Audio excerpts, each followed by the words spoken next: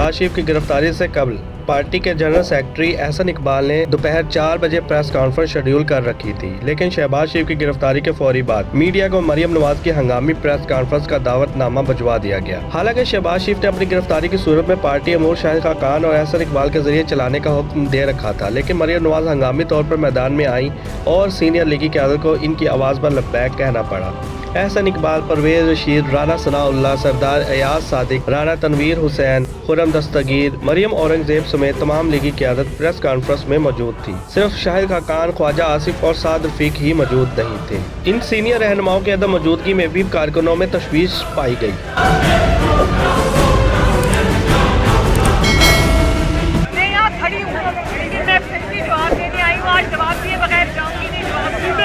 आप चाहे शहबाज शरीफ को गिरफ़्तार करें, आप चाहे मरियम नवाज़ को गिरफ़्तार करें, चाहे आप ये मेरे साथ बैठे हुए मुस्लिम लीग नून के शेरों को गिरफ़्तार करें, ये तहरीक इंशाअल्लाह ताला रुकने वाली नहीं। प्रेस कॉन्फ्रेंस में मरियम नवाज ने अंदिया दिया था कि वो बहुत जल्द लीगी कारकुनों के हमरा सड़कों पर भी निकलेंगी, जिससे ये साबित होता है कि मुल्क गिर एहतजाजी जलसों रैलियों समेत गिलगित बल्चिस्तान में इंतखाबी मुहिम के लिए भी मरियम नवाज ही फ्रंट फुट पर खेलेंगी। अब देखना ये होगा कि पार्लियामान के अंदर नवाज शरीफ और मरियम नवाज की पॉलिसी पर कैसे अमल दरामद किया जाता है। मियाँ साहब का और मेरा जो बयानिया है उसका बोझ उठाना हर किसी के बस की बात नहीं।